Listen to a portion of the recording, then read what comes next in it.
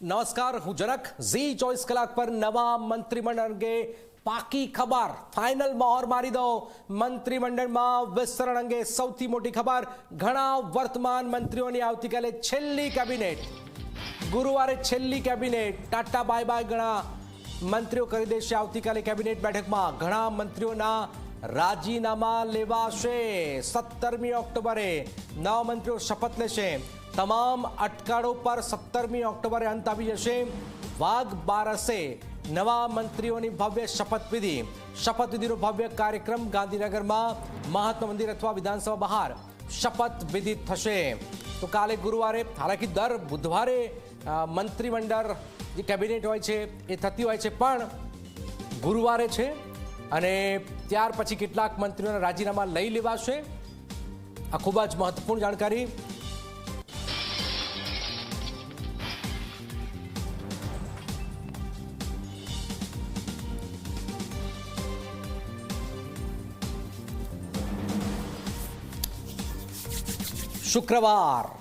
શુક્રવારે લગભગ થઈ જશે. આ ફાઇનલ થઈ ચૂક્યું છે, પણ કોણ બની શકે છે મંત્રી? તો ઝી 24 કલાક પર આ સૌથી મહત્વપૂર્ણ એક્સક્લુઝિવ જાણકારી. નવું મંત્રીમંડળ, નવા ચહેરાઓ, કોને દિવાળી ફળશે? તો કોંગ્રેસથી આવેલા અર્જુન મોઢવાડિયા કેબિનેટ મંત્રી બની શકે છે. ચર્ચાઓ પૂરેપૂરી છે. જો બળવંતસિંહ રાજપૂત નહીં ઉદ્યોગ મંત્રી છે, તો સીજે ચાવડા ક્ષત્રિય ઓબીસી ચહેરો અલ્પેશ ઠાકોર. લગભગ અલ્પેશ ઠાકોર પર તો મોહર મારવી જ પડશે. અલ્પેશ ઠાકોર ઓબીસી એક મજબૂત વોટ બેંક છે. જીતુ વાઘાણી કેબિનેટ પહેલા પણ રહી ચૂક્યા છે, શિક્ષણ મંત્રી. તો આ વખતે પણ ફરીથી એમને મોકો મળી શકે છે. મહેશ કસવાલા પ્રવક્તા રહી ચૂક્યા છે, સાવરકુંડલાથી ધારાસભ્ય છે, પહેલી વાર ધારાસભ્ય બન્યા છે અને કૃષિ અને અન્ય બાબતોની એમની જાણકારી છે, તો એ પણ મોહર વાગી શકે છે. રીવાબા જાડેજા, બધા જ જાણે છે કોણ છે રીવાબા જાડેજા. તો એમને પણ એઝ અ મહિલા તરીકે એમને દાદાની કેબિનેટ એટલે મંત્રીમંડળમાં સ્થાન મળી શકે છે. વડોદરા તમે જાઓ તો કેયુર રોકડિયા અથવા બાળુ શુક્ર.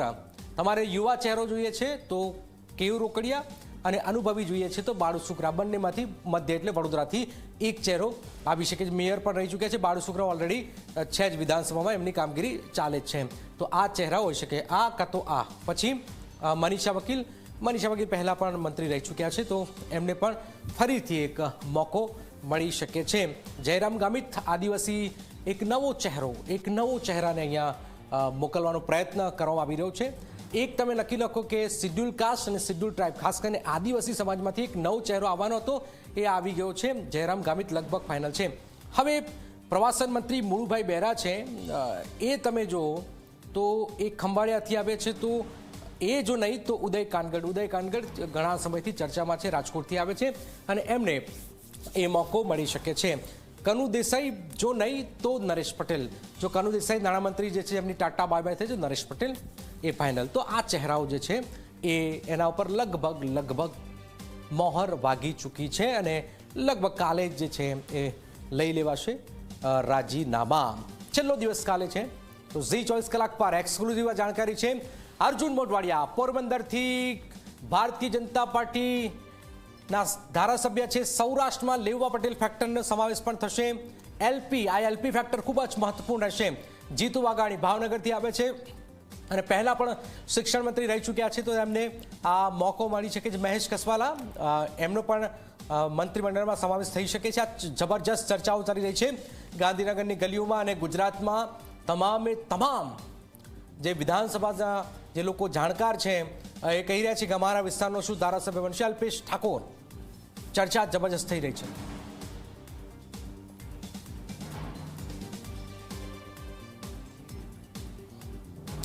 તો કોણ બનશે મંત્રી? તો જેની ચર્ચા ચાલી રહી છે. આજે શું અપડેટ થઈ રહ્યું છે, કારણ કે વાઘ બારસ શુક્રવાર હૈ શુક્રવારે લગભગ થઈ જશે. હિતલ અમારી સાથે જોડાઈ ગયા. હિતલ, શુક્રવારે ફાઇનલ માની દઈએ કે વાઘ બારસે નવો ચહેરા આવી જશે, અને આ જાણકારી ક્યાં સુધી નવા જે બની રહ્યા છે એમને આપવામાં આવશે? ગુરુવાર રાત્રે આપી દેવામાં આવશે કે અત્યારથી મેસેજ આપી દેવામાં આવેલા છે? હિતલ. જી જનક, ચોક્કસ એવું કહી શકાય કે શુક્રવારે 17 તારીખે કેબિનેટનું વિસ્તરણ થશે એવી ચોક્કસ પ્રકારની વિગતો અત્યારે સામે આવી રહી છે. જ્યાં સુધી સવાલ છે જે ધારાસભ્યો બનવાના છે એ સિવાયના ધારાસભ્યોને હાજર રાખવા માટે આજે મોડી રાત પછી તેમને એ સૂચના આપવામાં આવે અથવા ગુરુવારનો પણ સમય છે એટલે ગુરુવારે સમયસર જાણકારી આપવામાં આવી શકે છે. આવતીકાલે પહેલાં 2 દિવસ પહેલાં ગુરુવારે કેબિનેટ બેઠક મળવાની હતી. હવે એ કેબિનેટ બેઠક પણ નહીં મળે એ પ્રકારની વિગતો સામે આવી રહી છે. સાથે સાથે જોવા જઈએ તો મુખ્યમંત્રીના પૂર્વ નિર્ધારિત કાર્યક્રમો ગુરુવારના છે એ નિયત કરી દેવામાં આવ્યા છે અને મુખ્યમંત્રી ગુરુવારના દિવસે બોમ્બેના પ્રવાસે પણ જાય એવી એક પ્રબળ શક્યતાઓ છે એમના પૂર્વ નિર્ધારિત કાર્યક્રમ અંતર્ગત. એટલે બધી જ વસ્તુઓ જે છે એ શુક્રવારે થશે. એટલે ગુરુવાર સુધીમાં જે ધારાસભ્યોને શપથ લેવાના છે તેની જાણકારી આપી દેવામાં આવશે.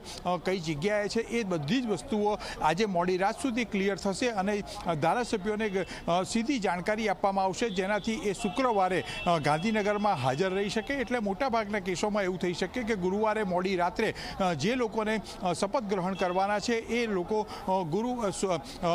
ગુરુવાર મોડી રાત્રે એટલે કે આવતીકાલ મોડી રાત સુધી ગાંધીનગરમાં હાજર થઈ જાય એ પ્રકારની સત્તાવાર સૂચના પણ આપી દેવામાં આવશે. એ પ્રકારની જાણકારી જનક અત્યારે મળી રહી છે. જી, કોઈ સરપ્રાઈઝ, કોઈ ચહેરો, કારણ કે આપણે ગામિતનું નામ જોઈ રહ્યા છો તો કોઈ સરપ્રાઈઝ ચહેરો કોઈ આવી શકે છે કે જેની ચર્ચા આપણે બહુ કરીએ છીએ પણ ભારતીય જનતા પાર્ટી સરપ્રાઈઝ માટે જાણીતું છે, તો કોઈ સરપ્રાઈઝ 2-4 ચહેરાઓ? હિતલ?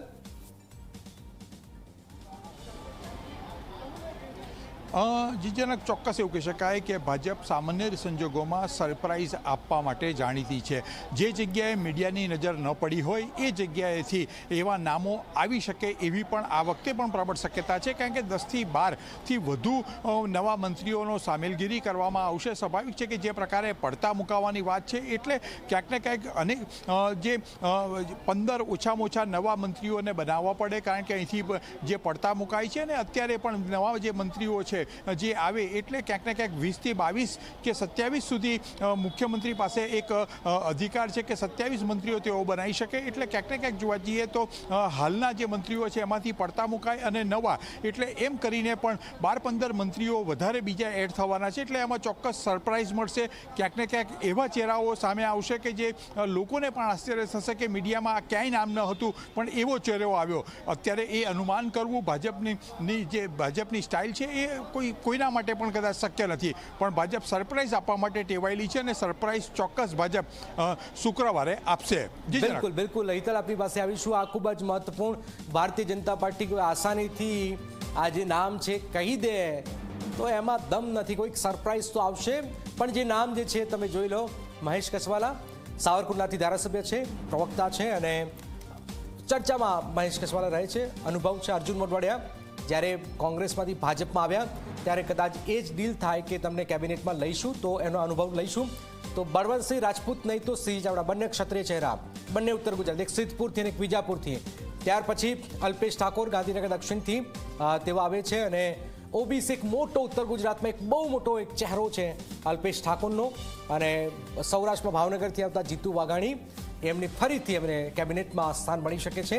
આ ચહેરાઓ છે. પણ સૌથી મહત્વપૂર્ણ જે થિયરી જે કામ કરી રહી છે એ થિયરી એ છે આ નહીં તો આ.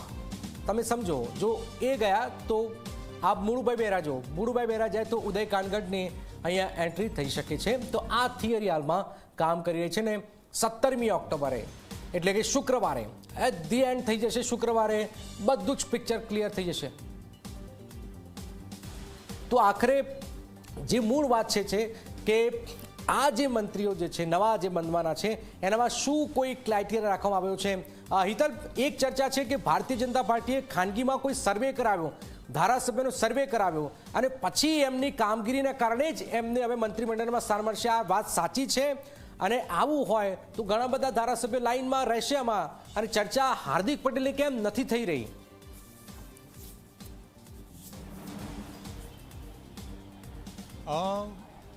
જનક, તમે જે સરપ્રાઈઝ નામની વાત કરી તો હાર્દિક પટેલનું નામ પણ સામેલ થાય અને લોકોમાં સરપ્રાઈઝ મળે તેવી પણ એક શક્યતા જોવામાં આવી રહી